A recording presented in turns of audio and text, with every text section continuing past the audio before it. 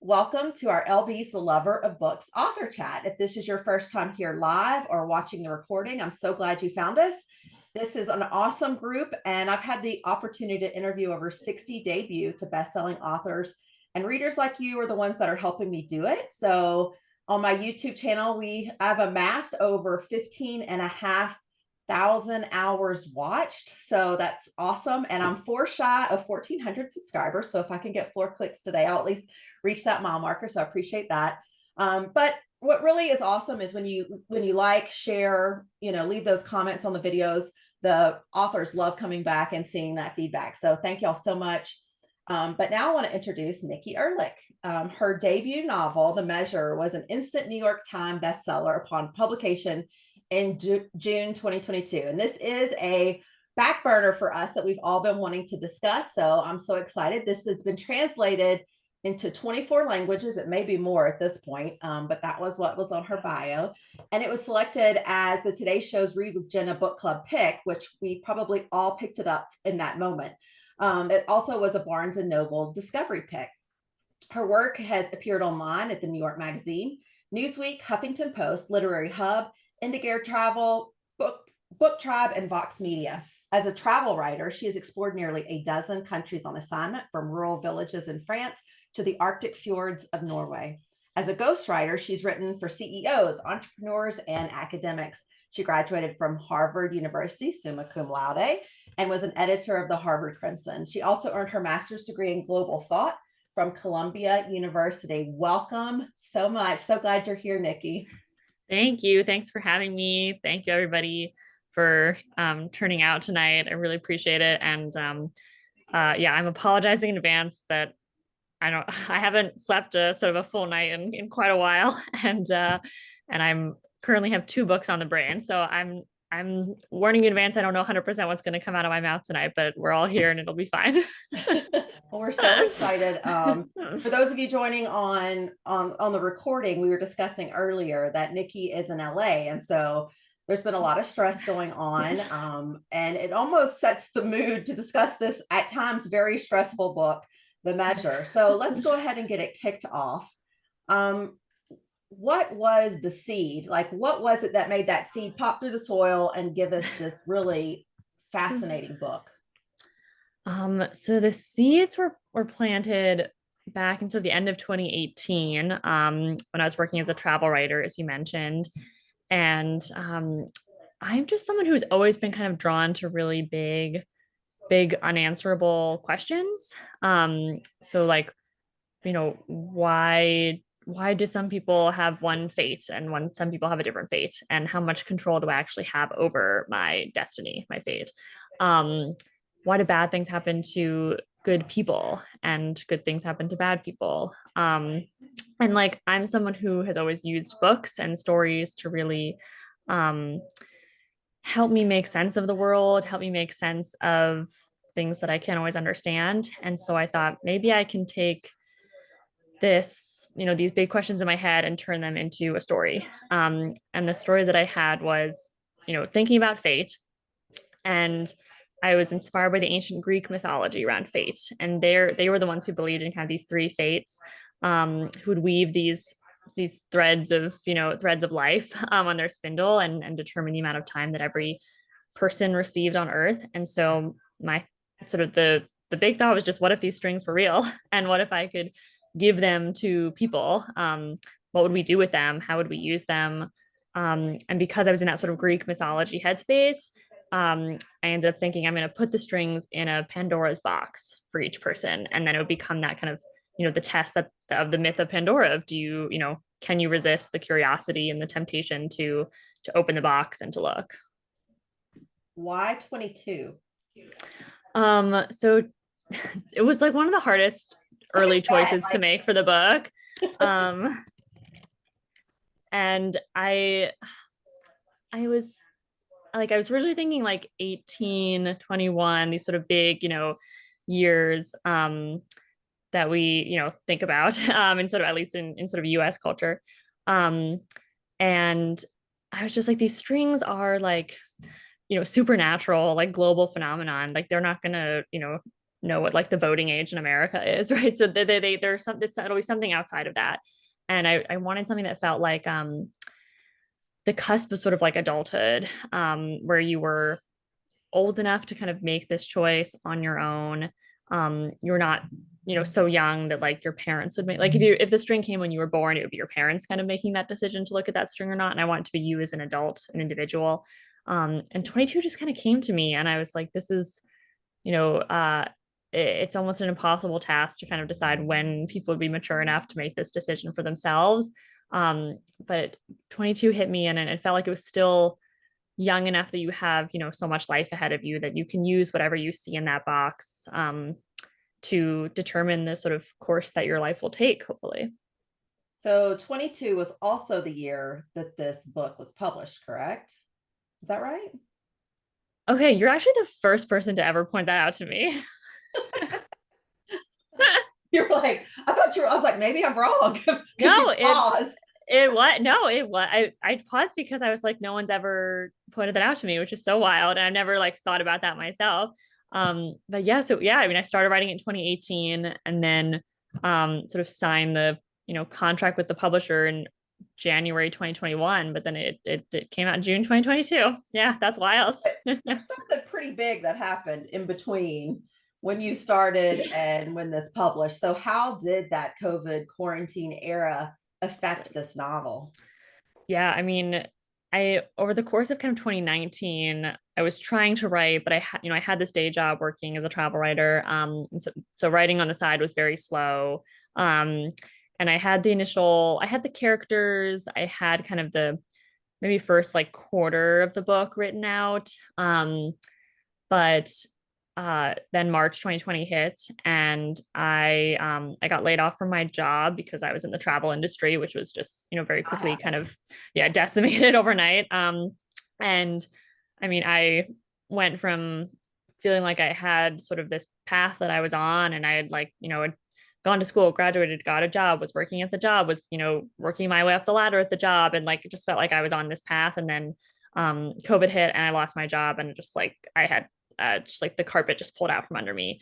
And I was living in New York City. I ended up having to move back in with my parents because I, had no job. I couldn't pay rent.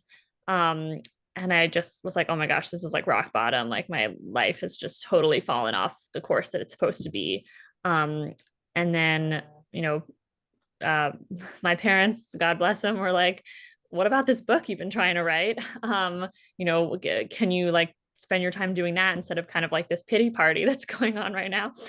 And so I took out the manuscript that I've been working on, and I was, like it hit me very quickly. Like I was writing, what I had started to write was eerily similar to what we were now living through. And I felt like maybe that was a sign that I should like keep going here, and I could start trying to make sense of what I was living through while writing. And also writing gave me like one thing in my life that was still under my control when everything else was not. And it just gave me something to really ground me. And so I just wrote basically the whole draft of the book then in like 6 months in my parents' attic, in quarantine. And, was able to really, I think like sort of the bigger sort of social and political elements of the book were informed by what was going on in the world and on the news. And I'm not sure how big of a role that would have played in the book if I hadn't kind of lived in that environment at the time. Well, first of all, way to go, Nikki's parents, getting this moving. I just wanted to pass on that message that we all said thank you. And then, was this a bit of therapy, or was it harder to write it because you're in this darker space? Like what was your mindset, your head? Yeah, it's interesting. I feel like it was a little bit of both. I mean, the book was always going to be a little bit of therapy in the sense of like I'm somebody who has, I've struggled with anxiety for a long time. I always feel really like the need to be in control. And so writing about like the one thing in our life that we don't have control over was always like me sort of confronting an existential fear of mine, and something that gives me a lot of anxiety. And a way for me to kind of process like, the fact that what it means to be human is to accept that, our time here is limited. The time of everyone we know is limited. and therefore that's why it's valuable. And rather than feeling like we are so powerless in the face of our mortality, in the book, I tried to focus on like what we do have power over, and the way that the character, like every decision the characters make, the way that they live their lives, the way that they choose to love certain people, the way they choose, how they choose to treat people, like that's all in their power, even if their string length is not in their power. And so that was kind of comforting for me to like face these big fears while writing this book. And then with COVID, I mean, it gave me a sense to kind of, I feel like hoping that the book would feel more realistic and authentic because it was in sort of being informed by what was going on. Because obviously the book is, it's supernatural, right? Like these strings are not real. And I knew going into it, like it's going to be kind of tough. It's a tough buy-in. Like I need people from page one to be like, okay, I accept the premise of this book, which is a little out there. And so I felt the best way to hopefully get people to accept that is by making everything else in the book, other than these strings, feel totally realistic and totally reflective of like our current society. And so I think having kind of everything that was going on with COVID made that more possible for me as a writer, and then also for the readers, which obviously I didn't anticipate, but a lot of people, as I said, they're reading it, they're like, oh, this felt like everything that we experienced. And so it made it feel more believable, even if the premise itself is kind of unbelievable, if that makes sense. Yeah, I mean, there were definitely parallels. Like I felt like, you could almost walk it, but you did address so many fears. And one of the interesting things that I found was when you mentioned how death averse we are as a society. Can you go a little bit more into that? Because I feel like that was prominent, but not discussed too much, but it kind of was an underlying factor through everything. Yeah, absolutely. I think it's something that I think like I'm pretty sure like Amy's letter where she talks about it is like direct quoting of things that I had um read and learned, like when I was learning about sort of other societies or other time periods in our own society when we were very comfortable with death, and we had like, you left sort of the dead, your deceased family member's body like in the room with you, and like and now we're very, um I think it makes us obvious, rightfully so, it makes people uncomfortable. You feel like you don't really know what to talk about. People are afraid, they don't want to think about it. I know a lot of people have said to me like they're not sure if they can read the book because they don't want to think about their own mortality, which is totally fair. But I think the problem with that, if it sort of becomes a whole society culture, is that then when you are in a moment where you are intimately confronted with death, there's a diagnosis in your family, there's a death in your family. It can be very isolating and very lonely then if you feel like nobody around you can like talk about this because it makes them squeamish and uncomfortable. And, yes, it's hard to know the right thing to say.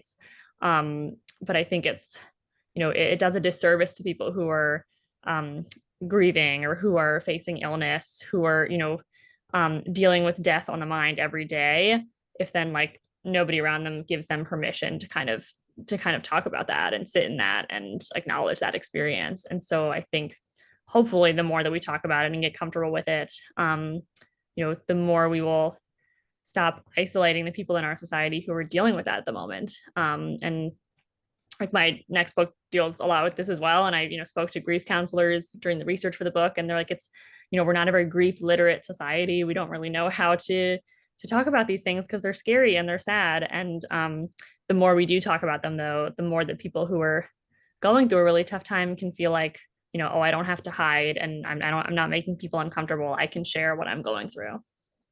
Well, that was a little bit of a teaser, and we are. I know I didn't intend to, and I was like, well, I'm going there now. I think it's great, but we are going to get to her newest, which will be at the end of this chat. So hang on. I want to keep talking about the measure and give it its due. Yeah. But we will get to her newest. Okay. You did say that you had your characters back in 2019, though. And that, I think, also, just like deciding an age, to decide what type of person you're going to highlight to give us the story also is very important. So how did you pick these, great characters, Ben and Amy? Like there were so many of them, but they all had a purpose. So how did you get there and why? Yeah, very strangely, this was not the way I anticipated the book going when I first had the idea. I had the thought, okay, these strings are going to arrive for everybody. That's the inciting incident of the book. okay, so like, who are we gonna follow? And my initial thought was that I would write a love story between two characters, one who gets a long string and one who gets a short string. And that would be it. It would just be like these two characters would be the central characters of the book. But I couldn't decide if it would be two people who are already in love and the strings arrive and they have strings at different lengths, or kind of the more traditional way that you write a love story of, two people who don't know each other and then they meet and fall in love over the course of the book. And so I was like, okay, I guess I'll do both. Like, we'll just do both. And so that became Nina and Maura's story, and then Ben and Amy's story. But I wanted to link them in some way, and so the thought was, okay, well, Nina and Amy can be sisters, and like that's a link there, and that's sort of based on my relationship with my sister. I was like, I can write sisters. That's good. And so then I had these two love stories that I was starting to shape the book with. I just like, there were just so many other potential characters and plot lines that were just kept popping into my brain, and I couldn't, ignore them. I think very quickly the idea of sort of a doctor came to mind, of, exploring what's going on in the healthcare space with something so, something so sort of disruptive like this. And so I thought, okay, let's write a doctor. And then Hank came in. And then I thought, what about people who are knowingly going into careers that, are very dangerous and could be life threatening? And so I thought maybe I'll write about a soldier. And for some reason it came as two soldiers, two friends. And kind of because I had these romantic love stories, then I was like, well, here's an example of sort of a platonic love story, a friendship love story that I can use as well. And then the politician kind of storyline came last, as just like, how can I ignore this, socio-political ramifications of what I've done? Like, at some point I was just like, I've opened up the world's biggest can of worms and I've just got to now commit to it. And so at that point, then there were like, already 8 characters basically. And then the fun part was like, okay, well, how do I connect all of them? Because they can't be separate. And so then that intertwining became like a really fun sort of, that was sort of the writing process for me then, of I have all these people and I know where they are starting, but like, how are we going to get them to sort of come together over the course of the book? And so I didn't disclose this at the beginning, but this chat is spoiler full in case people are Awesome. not. So I'm glad. So I really loved also your minor characters starting to connect, like Dr. Singh coming throughout, and then that patient with that ended up getting, her transplant because of pain. I just I love it when we find those connections, and it does make the Me world too. seem, yeah. I mean, I love like reading that kind of stuff or seeing that in a movie. So I was like, how can I recreate those like moments of sort of satisfaction, I'm picking up what you were putting down. So did you find a character easier to write or more enjoyable or harder between all of these? Because you did open a can of worms. So now you're figuring out, like, I know you said you mentioned the sister relationship, you had you put some of Amy, of yourself into it. Like, give us the lowdown. Yeah. Yeah. I put some, I put some myself certainly in all the characters. But I think like the sort of sister relationship between Nina and Amy, was easy for me because I have a sister close in age, close friends like that. Obviously the sort of the military, military cadets, an ER doctor, these are, I am not these things. And so they involved a little bit more research and just kind of figuring out what, getting into that mindset. But that's like the fun of writing, right? That you get to kind of step into somebody else's perspective totally. And I ended up really enjoying writing them. At first I was like, I don't know if I can write like a male perspective or something. That very much intimidated me. I was like, I don't know if I can write from like a 22-year-old boy's perspective. Like, what would that be? But I found it really fun. And I think probably the hardest was probably Anthony's, only because it was, he's the character who does the most things that I don't agree with, we'll say. So it was, but it's always interesting to write that, even if it's not, fun or nice, or you're like, I don't agree with what's going on here. It's still, it's still an interesting exercise. Well, and you sort of kept that, like, that came at the end, like, I have to cover this sort of thing because, that wasn't your core, but it is reality. And the fact that people do play off fears, paranoia, that sort of thing is very realistic. And I don't know, I felt like that was important to discuss. And I don't know, like, fundamental fear, like that was a huge topic for you. And Yeah, what drew you to definitely driven by the pandemic, I think. And, it? Yeah. the fact that, um, uh, I was in New York City. I had many, you know, young female Asian American friends who were like, they just were terrified to go outside because they thought that somebody was going to, attack them, because that was, all of a sudden there was this rise in hate crimes against them, and, um, for no reason. And I think, like, because when something like a pandemic happens, when something like these strings arriving, something that's so utterly shakes everybody to their core, like, you want somebody to blame. You want somebody to feel like, I'm on this team with these people, and that's, those people are our opponents, and like there's safety in my team, and so, I fear those other people. And it's just natural human nature, this sort of sense of like tribalism. And so I wanted to, explore that again, to make the book feel realistic, and also to hopefully show that, we don't have to, succumb to those same patterns of behavior all the time. And that, I think, my goal with the end of the book was to show that even though, we descend a little bit more into sort of chaos and selfishness and, prejudice and fear, that towards the end of the book, we're starting to come out of that. And there's this hope that, like, maybe the new generations won't do that. And maybe they'll use the strings more as a source of unity, and compassion and empathy. And certainly that's, like, to me, that was the goal of the support group, is to show that something like the strings can tear people apart, but it can also bring people together. And the support group is an example where it's bringing people together and creating new communities, and, places where, sort of compassion and respect are, winning out over the forces of kind of fear and sort of the ugliness. Absolutely. You do go into a little bit of the science of it too, like where Darwinism is an excuse for discrimination, how human behavior keeps segmenting, and it really does, with race, gender, like, and on and on and on. And then, yes, there is this swing, but with that swing, it's a pendulum, right? Like, Yeah. I feel like when I look back at history, the same fear, paranoia comes back, and then we have to kind of pull it back to get, Completely. Yeah. our sanity again. It just was so, I don't know, so relevant. I found it mind boggling at times. I mean, when I started working on the book, obviously I had no idea what was going to happen. And then, um, working on it with my agent in like 2020 and 2021, and then with the editor, um, at some point we were like, so the book's coming out summer 2022. It's a year and a half from now. We had no idea what the world was going to look like. Like, we do not know what this book is coming out in. But my thought was just, whatever the world looks like, we can always use a little hope. And so I'm going to end the book on a note of hope, because that's what I needed in that moment. And that's what I, think will always, hope never goes out of style. Right. So that Yeah, was my goal. yeah, let's hope not. Yeah. You also, not just science, but you brought in religion, in parts of this. And, sometimes it was for good with Javi's family. And sometimes it was maybe not so good with the Rollins family, because it became this God's on my side mentality, which blows my mind as a religious person, that, and so we see that though in lots of things, not just politics. We see it, in sports and war, like, if God's on my side, that I'm right, but that means the other side is not godly or not. And Right. so why did you want to tackle that? Because that's a very common thing that happens quite frequently on TV. Yeah.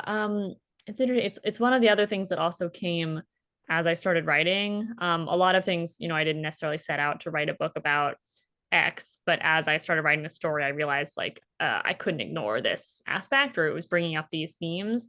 And religion was one of them. Certainly, I think, for me, it came more from the fact that when you're confronted with, with death, with your own mortality, or with the loss of someone you love, religion is obviously one of the key things you can turn to for comfort. And, the belief that, in Javier's scene, that, that his loved ones are in heaven, or some form of afterlife, or they're being cared for by, by God. And so that gives him comfort in that moment, that, even though he has a short string, there's something beyond this life. And so I thought, like, that to me, was really exploring obviously the benefits of religion, and the very, the comforts that come from it.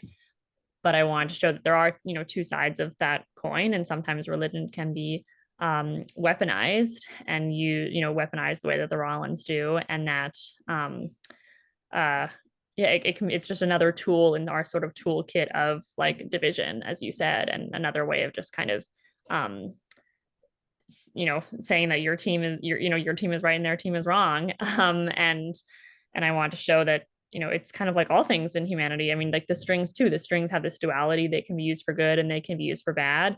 And there's so, and politics can be used for good, it can be used for bad. That's just the kind of essential element that we deal with as humans, is that we have this capacity for good and evil, and it's like always this battle between the two. And I wanted to sort of show those different elements in the book, and that the book is about all the things in life that there are no easy answers for, and this is one of them. Yes, yes, and yes, the Pope even comes into the picture and sees them as a gift from God, that they are truly a gift for everyone. But are they? Like, where do you stand on this? And or do you have a stance on this? And maybe you're just leaving it open for us to determine that. Yeah, I wanted to try not to come down on any one side in really any area. And I've had like a decent amount of people say to me, like, oh, when I first started reading the book, I thought I would open my box, and then by the end of the book, like, you changed my mind and made me realize that I shouldn't open the box.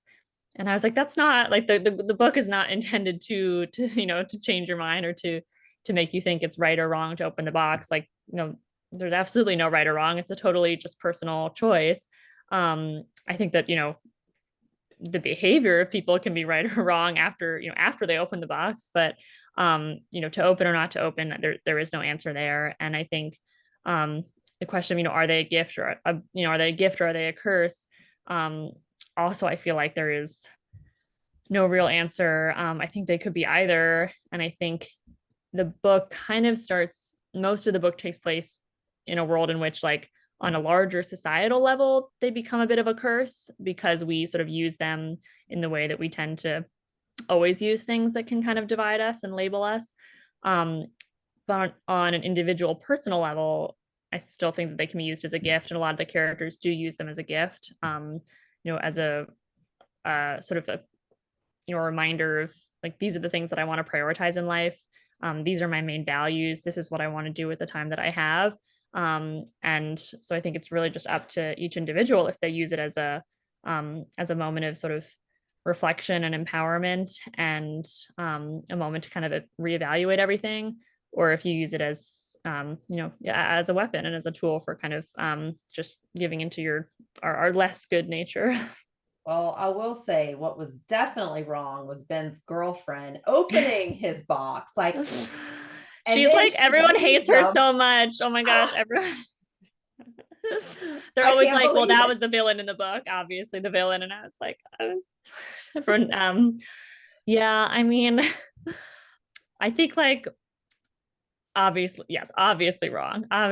We can all agree. But I wanted to kind of give an example of something where, like, it's the wrong action, but we can kind of understand where she's coming from. Like, I don't think she's an evil person. I think she is someone who, is in this situation, is completely overwhelmed, is freaked out, and is like, I opened my string, and now here's this person I'm planning a future with. Like, I want that knowledge of what that future is going to look like.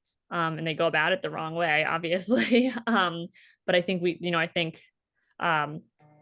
I can see where she's coming from. I can see where that, absolutely. That and none of your characters are perfect, nor should they be. And what was really valuable was to be inside Amy's head in a lot of ways, because she vocalizes to herself and in the conversation with her sister stuff that are real fears for people. And so you want to root for certain characters and be again, we want to create these sides, but in actuality, I mean, none of us are going to be perfect in any of these decisions.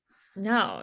Oh my gosh. I mean, yeah, there were so many dilemmas. I think, like, I'm sort of seeing some of the chats that come in. Someone mentioned, like, your children's boxes, and, like, I mean, one, obviously a huge dilemma is you're, within a family, and you're like, one of you wants to look, one of you doesn't want to look. I, for one, personally don't want to look at my box, but I do want to look at my family members' boxes. I wouldn't do Well, it the behind their mother did. I wouldn't do it behind their backs, but like I kind of want to, yeah, Yeah, the like mom there's did. The daughter right. was ill and she had to know, like, is she gonna, like, how do I prepare myself to prepare her? A very Yeah, motherly instinct, right? But I exactly. wasn't as hard on her as I was with the girlfriend. And maybe that's a motherly thing, but still, like, it was all just such a Yeah, conundrum. I know. I know. Writing the book, there are many days where I was like, what have I done? Yeah, let me just take a step back. How did you like, what did your writing day look like? Did you just write? Because you said 6 months, like that's a not huge chunk of time when you're talking about a novel that is Yeah. discussing topics like this. Yeah. I mean, luckily I had already like, I had all the idea, I had the a loose enough outline. Like uh I had all the characters and stuff by the time I got into that sort of 6 month frenzy of writing. Um, and also I was literally writing 12 hours a day because I had nothing, I was in lockdown. So I have since learned that when I'm attempting to write a book and I am not in lockdown, it takes longer than 6 months. Yeah, um, yeah. but I think, and that was obviously just the first draft of the book, that I wrote over the course of kind of 2020. And then I went on the process of getting an agent, and we did a round of editing, and then when we got a publisher we did another round of editing, and so the book changed a lot. That first draft is like 30% shorter than the book ended up being. I ended up writing a lot more than I thought I was going to write. Well, I guess it's better to have more than not enough. But Samara actually says that, of course, her book club loved this. And it was just opened up so many threads of conversation in the book club. And then Marcia says they actually had boxes at their discussion, 12 attending, Oh. and two of them were the only two that took it. The other ones, even though it was going to be that, they just didn't, most didn't even want to touch them. So it's just so There's probably just fascinating. like candy inside, right? Like, I mean, Oh, that's such a great thematic oh book my club there, gosh. Marcia. I may need to join yours for That's a bit, but awesome. I no. know. Well, I went on the on the Today Show to do the, interview with Jenna. And they had little boxes for Jenna and Hoda, and they were like, no, thank you. And I was like, the producers put these here. Like, they're not, like, Still they're like, no yeah. thanks. I know everyone's a little free. And I sent like little boxes to like my whole team as like a thank you gift, and put like, a thank you note inside. And I was like, I hope they opened them. Like, I don't like, Maybe not. maybe not. Maybe not. I don't know. It's still sitting in a closet somewhere. Or Exactly. as one of the moms here said, she has 222. She may have just locked those boxes away.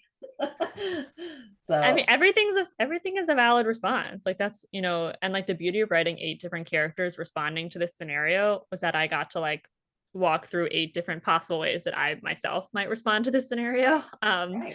And like all walk through all the hypotheticals, and like like the scientific rational sort of doctor brain, how might that approach it? And then the like, sort of um super young brain and the sort of older brain, like I was it was a great exercise for me to kind of walk through all the hypotheticals. Is that exhausting though? Like, or was it energizing? Because here I'm just picturing 12 hours a day and you are diving into concepts that really had me thinking, and I'm not even, originating them in my head. I'm just having to process. I think it was more energizing. I mean, I just love, like, there's nothing better for me than when you're just like in a really good like flow of writing. And just like, everything's working, like the sentences are coming out, nicely. It's just, it's such a great feeling for me. And it has to be a great feeling because it has to balance out all the bad days, which there are a lot, obviously. And so you have to just like really, really love that feeling when it's a good day, to overcome like the days of writer's block, the days of, seeing like a mean review online, like, all the things that can go wrong. And so, yeah, I did. I mean, it was exhausting by the end. I was like, I handed in the draft and I was like, I need like a break before I can go back to this. Like, I need to go just like take a mini vacation, but I couldn't. Um, but yeah, no, I do derive like, if not energy, then just like a deep sense of fulfillment from it. So you got to go on Jenna's show, you know, that thought, and that's fascinating. I'm sure you did some book tours and things like that. You mentioned one person said, I can't even read it because of mortality, right? So what was the general reception for this book? Like, what did you take away from that after hearing from readers? And I mean, you're taking good and Yeah, bad, right? So sure. what did Um, what did you take? yeah, I mean, I certainly learned, yeah, that like for myself, I stopped going on like Goodreads or Amazon. Like I was like, I mean, I did it for like one day, and there, like for every like 10 nice reviews, there was one that was like, you know, meh. And I was like, I couldn't sleep at night because of that one review. Um, but no, I mean, um, this book has just, I think, unlocked for a lot of people, like a lot of deeply personal responses, in a way that I just did not anticipate at all. And so, I mean, still, like, obviously you said this is a backlist book, like it's been out for, 2.5 years now. Um, and like I still get like emails and Instagram messages every day from somebody who's like, I just, this book was just given to me and I just have to tell you, this is what it meant to me in this moment. A lot of times it is people who are, you mourning the loss of somebody in their life, and this book somehow, gave them a little bit of comfort, which just kind of blows my mind. It's like the greatest honor in the world to hear that. And people who, I mean, I've heard of people who sort of had, difficult diagnoses themselves, and they chose to read the book, and they found something in it too. And people who lost spouses. I've heard from a couple people who like really see their love story kind of reflected in like Nina and Mora's love story, in a way that I wrote the book in total isolation, literally because I was in isolation, and also because writing is a very isolating task. It's just you alone. Um, and I couldn't possibly have anticipated the way that people would respond to this book in such a deeply personal way, and then take the time to reach out to me and share that. It's just, it's been such a beautiful gift for me. I know it was, somewhat therapeutic for you, but I do think that books can be very much therapy for people. And it sounds like from your stories that your book is almost like the prayer card that they're not alone, right? I mean, because sometimes we do feel so isolated. We talk about it, our society is death averse and people are trying to live longer and preserve themselves, forever. Completely, yeah. But we don't want to Yeah. talk about the death aspect. So, this was a nice reach out for someone that is alone. So we do Yeah. appreciate that. Thank you. Which is like to me like the power of all books too. Like this book obviously tackles it head on, and in a way that maybe other books don't, but to me even just, even a book that I like, only relate to one sentence of it, like one thought that the character has. You're like, oh my gosh, like I've had that exact thought. Like, wow, like that's amazing. Like I feel so connected to this person. I'm not alone. And I think just like that's the amazing power of books. That, and that like so many books are just like so many people told me they read the book because somebody gave it to them. And like that's so special that like somebody thought they read this book and then they thought of another person in their life and wanted to share it with them. And I feel like that's the greatest compliment to an author. Absolutely, passing that along.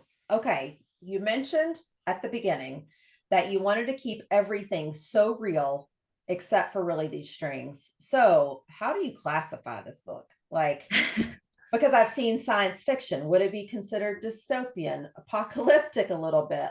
Yeah. I'm serious. Like, is it Yeah. where do you put this on a We book? had trouble. We had trouble defining because you had to, I guess, like give it genre tags maybe for Right. I don't, for all the places. And I didn't think I was like, I don't think about things like I don't really think about books in terms of genre so much, or at least not the books that I see myself writing. I feel like I mostly call it speculative, because I feel like it's sort of like light sci-fi. I'm obviously speculating about what this reaction would be in society. It's not so dystopian to me as like a true, like it's set 100 years in the future and like an unrecognizable dystopian society. um but yeah, I call it speculative or like sort of light sci-fi, grounded sci-fi. um but I think, I don't want to like scare people away when I think sometimes if you hear science fiction, there's some people who are like, oh, I wouldn't read that. Right. um and I mean, I guess I don't, to each their own, but I think it's nice to be open to kind of all genres. Maybe they'll surprise you. um but yeah, I feel like I'm just like it's a big genre blend. There's romance, there's political stuff. Like, I mean, that also scares people off, but I was like, it's, I'm trying to say there's something for everybody. Agreed. But There really is. some people might call it horror, which I wouldn't, but Definitely would not say horror. Karen brought up one of the first things. Now, this did not matter to me as a reader, but I know this comes up, and I'm sure you've had to address this. We never find out where the boxes come from. Why is that? And what was the decision you made behind it? Yes, also was like a very early decision of like, along with sort of the age of the boxes was, okay, is this going to be a book in which like I have to, we talk about where the boxes came from and that's part of it or not? And I decided pretty early on that I just like wasn't very interested in where the boxes came from. I think if I had delved more into that, it would have become a true kind of fantasy or sci-fi book because it would have probably involved some sort of like mythology building around these boxes. But to me, I was like, that's not as interesting to me. I'm interested in like what this show, story about humans and humanity and our behavior and our choices in response to something that is like inexplicable, which honestly was, happening in COVID too. Like it felt very inexplicable and uncontrollable in the moment. And I just was like, yeah, I want to tell a story about people and not about sort of these boxes. And I don't know if I realized that was going to annoy people as much as maybe it has. It didn't for me, and I'm seeing some people say it didn't, but it has in other things, like not like this. I don't know if you ever read Hugh Howey's Wool, like the Silo series, but that's the whole premise, right? Like, how did they get there? Like, what? But it's very people. Anyways, you might enjoy that. Yeah, I like no, I think I like I think of like a great book that I love, Kevin Wilson's Nothing to See Here, right? Where like the kids just catch fire and it's like they just catch fire. Like that's like it's just it is what it is, it is what it is. And I was like, yeah, it is what it is. Like this too. It's like the boxes are here now. This is reality. And you just and like, yeah, you're just sort of buying into this kind of unimaginable sort of thing here. But no, I and it also I think not giving an answer allows people to interpret it however they want, to interpret it, that it is God, that it is some sort of deity, that it is aliens and it is a real science fiction book, or that it's all, it's all an allegory and it's all a metaphor and, an allegory for all these different things in current society. And like I've heard people, give me all of those explanations for them in their personal interpretation. And they're like, is that right? And I'm like, you're not like, there's no answer. Like, I'm not grading a paper. Like it, I do like the fact that it can be read kind of more allegorical and, that it's like a fable almost. But no, there's no answer in my head. Which like anytime I'm doing a book signing or something, someone's like, but can you just like privately tell me where the boxes came from? And like, I won't tell anybody else. And I'm like, not gonna happen, not gonna happen. Well, Adele asked a question that's gaining some traction and likes. When is the movie coming out? Like, is there any buzz for this? Because it's a cool concept. Thank you. It was optioned for TV. And so I hope that might happen. It was optioned and then like the pandemic and the strikes and everything it just kind of has derailed Hollywood. But I was very honored that it got optioned and it's with a great team. And so it's in their hands now, but we can all keep our fingers crossed. Definitely. Yeah. Claps, finger crossed. We all are right there with you. Right. Everybody be thinking of your questions that you would like to ask Nikki. And while you are doing that, I'm going to ask some rapid fire questions. A good thing you're drinking some water. I know I didn't know rapid fire was coming, but it was perfect. I know. Timing. That's the beauty of it. That's the beauty of it. Okay. What's your go-to karaoke song? Oh my gosh. Would you believe that like I really don't do I've like maybe done it once in my life. If you had to pick one. Yeah. Dreams by the Cranberries. That'd be fun. Oh, that one would be fun. Have you ever written a letter to a stranger? Oh, I don't think so. I should. I've like responded to letters from strangers. That's true. That's Yeah. true. You could just leave a letter in a book in the airport at some point. That would Surprise be somebody. awesome. What's your Yeah. top vacation destination that you haven't been to yet? That I haven't been to yet. I really want to go to New Zealand. Oh, yes, I'll go. Elope or big wedding? Oh, interesting. Honestly, I'd rather elope. I'm not married, but You've already said you would not open your box, so I don't need to ask that one. But if you did open it or someone opened it, would you tell anybody, or would you be the person that's like, no, it's just me? I tell like my family everything. I couldn't not You tell couldn't them. hold it. Yeah. And then do you have a favorite character in this book? No, I couldn't. I couldn't pick. Yeah. Yeah, too hard. Don't Um, worry, you don't have to too pick. hard.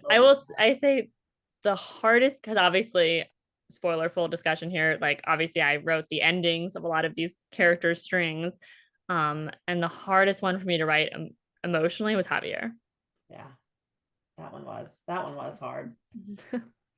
All right, we are going to move to reader questions. Anissa, why don't you go ahead and ask yours? Thanks for Hey, Laura joining. Beth. Thank you for hosting this tonight. And hi, Nikki. It's been Good to a see minute you. since we've Zoomed. So I'm very curious as to, and this goes more to the second book too, but is there anything that you learned specifically, maybe as you were touring, anything that helped you to write your second book? Any tips, maybe from other writers when you were touring, or just you yourself, as you know, as you wrote the first and now have written the second one? What did you learn that really helped you to write the second one? Yeah, that's an interesting question, and I haven't started reflecting on it yet. Um, I think obviously the main thing was just knowing like I can do this. I can write a book of this length. I think honestly I found it harder to write the second one than I thought it was going to be. I thought it would be easier, like you've already done this, like this is, um, but it was hard to come up with another concept that kind of felt as exciting and inspiring and kind of fruitful for me as this one had. So that took longer than I thought. And then I just like have so much of this, this book and the response to this book weighing on me the whole time that I was writing it. And like honestly, still, still weighing on me now as I think about it. And so the good advice that I got was just from other authors being like, just write, like put your head down and write. Like you cannot be thinking, oh, but readers like this about the first book, but they didn't like this, so maybe I should tweet, like you can't write thinking, how readers are going to respond to it or using reader feedback to the first book. Like you just have to put your head down. I think Jamie Ford was one of the people who said that to me at like a Jenna event, who's obviously, fantastic author. And he was like, just write it, like just write. And easier said than done. But yeah, no, it was interesting to write feeling like I was writing in conversation with the first book and with the response to the first book, and it was really had to kind of wall that off. Great question. Thank you. I'm very excited for book number 2. Thank you. All right, Samar, I hope I'm saying that correctly. If not, please correct me. No, Go ahead. you're absolutely fine. Thank you so much, Laura and Nikki, for giving us this chance. The Measure was one of my favorite books I read last year, and we just read it with our book club in November. And after a series of romance fics, this was the best book, which gave such thought-provoking conversations. Thank you so much. Thank you. My question is, which character did you find yourself closest to, or was any character inspired from somebody close? And did you find yourself writing about like any character matching to somebody who's very close to you? And what was their reaction, if that is true? Yeah. I think I purposely did not model any character off of anybody in my life, knowing that they would obviously have a reaction to it, and I just didn't want to go down that road. So I really, I really tried. Like everyone it's very much like it was just my imagination, and grounded in reality and research and things like that, but really sort of my imagination. Except for mostly, Nina and Amy have a lot of like drawing from my kind of professional background, and my personal thought process around opening the box or not is I gave to Amy. But you know, a lot of it was just drawing on like sort of my surroundings in New York City at the time. Like the things that came most from real life were just like random moments, like things on the subway that I saw that then went into the book, or things on the street, like the building that Amy dreams about. Like I was fantasizing about, like, you know, a particular building near where I live. And like that type of stuff is the sort of the world of the book is more that came from my life. And the prayer card, Jack's grandfather's prayer card that then he gives to Javier, that is based on a true story from my grandfather serving in World War II. And that is sort of the most kind of pulled from my life in a very, you know, meaningful way. It was a story that like my grandfather would always tell us growing up. And I just thought one day I'm gonna like memorialize that in a book. And it was my first book, so that worked out. Yeah, you could do that. That was one of the most heartwarming parts of the book. Yes, So, I And agree. and Amy was one of my favorite characters, except for the fact that she didn't open her box, obviously, but she was my favorite character of the book. thank So. you. Thank you. I appreciate it. And I will say, like, that card, it was just, I'm so glad that you got to memorialize your grandfather, because it is a very special part of the book. And maybe that is probably why Javi was harder for you to write. I think so. I think that connection in that moment. Obviously my grandfather, you know, survived his time in the war and, you know, went on to have our whole family. But yeah, no, definitely that, you know, it was one of the more deeply personal moments of the book for sure. Barb, would you like to ask your question? Thanks. Yeah, I would. And I want to echo Samar's comments. Thank you for such a thought-provoking book. It was the best discussion of 2024 at my book club as well. Just incredibly thought-provoking. But my question is there anything you can share, a little tidbit of what is to come with the poppy fields and the new book? Because we are so excited about this. Thank you. Yeah, I mean, I was telling Laura Beth that I haven't like talked about it yet, because obviously it just got announced. I don't even know, like right as this conversation got announced, I think.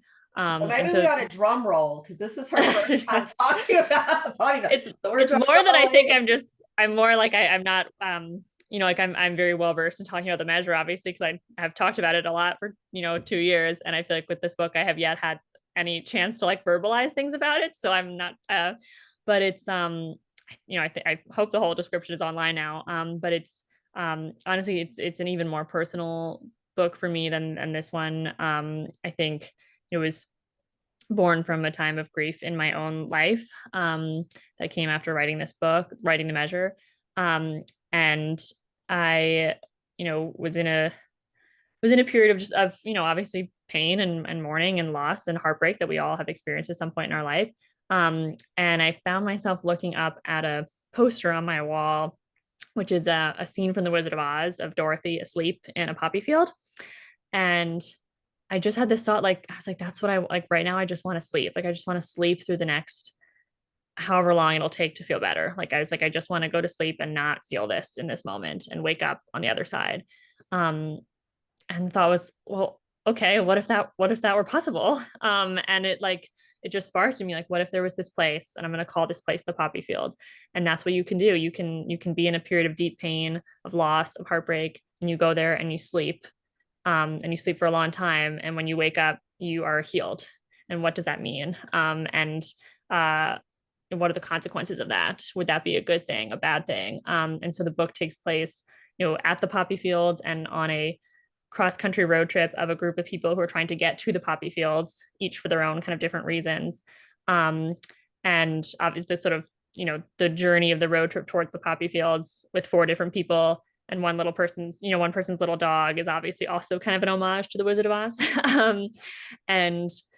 Yeah, it's just, you know, like the measure, it kind of has these strangers who find themselves thrown together on this journey. And we get their perspectives. We get the perspectives of the people working at the poppy fields, the woman who created the place, and kind of all the ways that they intertwine. But yeah, I just, you know, I hope that people respond to it the way that they responded to this first book. Obviously, it's I think it has some emotional and thematic connections, but it is very different. And a lot of it takes place over this road trip that I did the road trip myself with my sister. And so a lot of the people here on this call might be from places where the car stops along the way. I think so that hopefully that's fun for people as well. Well, Barb, thank you for asking the question that we all wanted the answer to. I'm so excited. And I will say, if there's any, doubt in your mind, I'm just going to go ahead and read from looking forward to reading it. The new book sounds so good. Just pre-ordered. Sounds fantastic. Thank Thanks for you. sharing. It sounds great. That sounds like a great read. I think it's going to be well received. And on top of that, it's releasing halfway in between Wicked and Wicked 2. So like, if you need that fix, it's going to be the perfect time, right? I know, it's I so hope you funny. can- yeah, I need like a green and pink party we'll have for your release. I know. I did start working on it before all of that hoopla, but I know. Like, but I'm a fan. I'm a fan. I mean, I was a fan of the original Wicked. I saw the original Broadway production with Idina and Kristen. Like, so I was hugely. I was there day one in the movie theaters. So I did visit New York. Maybe I'm in one of your books somehow, some way. If you saw me on the subway, no, I will. I do think that you have an uncanny, like an unnatural ability to hit things before, like I'm kind of wondering what your next book topic is going to be. So we can think about the next. Can prepare, yeah, coming up, because I do want to ask though, what books that you would recommend for us to read? Like, is there something coming out? Is there a classic? Is there a current? Like, what is it? Doesn't matter. Gates are open. What book would you recommend, or books? Oh my gosh. I mean, luckily I was in a really nice position where I had a teacher in the measure. I had a character as a teacher, and so I had her be teaching her students most of the books that are like meaningful books from my childhood. And so, like, on purpose, I did that. And so The Giver and Tuck Everlasting are in there, two of my ultimate favorite books. I also will add, because I just, as an incredible Christmas present for my mom, got like a framed poster of a cover of A Tree Grows in Brooklyn, which was like also one of my, just like, I love that book so much. When I read it when I was like 13, I think. And so I'd add that one to the list too. And then for adults, my favorite novelist is Ann Patchett. I just like love everything she writes. And Ann Napolitano as well. Also, like, always makes me cry. Oh, amazing. If you want to go more into kind of the sci-fi, like existential philosophical questions that this book kind of tackles, I'd recommend the short stories of Ted Chiang, who tackles a lot of these kind of similar, really interesting questions. His most famous short story is that was the basis of the movie Arrival, if anybody saw that movie. And so he like leans a little more sci-fi than I do, but kind of also tackles these like very big questions, and in short story form. So it's you can just knock through them. Well, you weren't kidding when you said at the beginning of this book that you really think about big, heavy topics, and we're so glad that you did. Thank you so much, Nikki, for joining us. Thank really you. Appreciate it. Thank you, readers out there. Please make sure you check out her Instagram and her website for all the new details, releases, information on the Poppy Field. We're just so excited for its release, and that's going to be June 17th. 2025. So like somebody else did, you can pre-order that, ask your library to order it, that sort of thing, and we'll just get that social media out for you. We're really excited. Next month, speaking of Ann Patchett, she highly recommended our next book. She called this a heartbreaking resonant, and said that Locke, Attica Locke is the author, has mastered the thriller. So we are going to be discussing her first book of the Highway 59 trilogy, called Bluebird, Bluebird. It's an Edgar Award-winning thriller that explores the intersection of race, love, and justice. And that's going to be in February. So you have plenty of time to read it. It also, so just so you know, Nikki, you are our first back burner that we've ever done.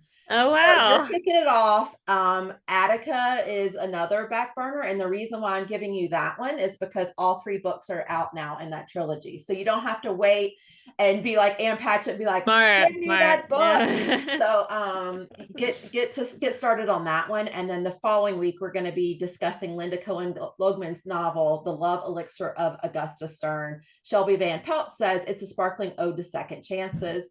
So I think you're really going to enjoy that book as well. So get those on your library card, on your holds, or get them purchased or borrowed any way you can find it, because again, they will be spoiler full, everybody.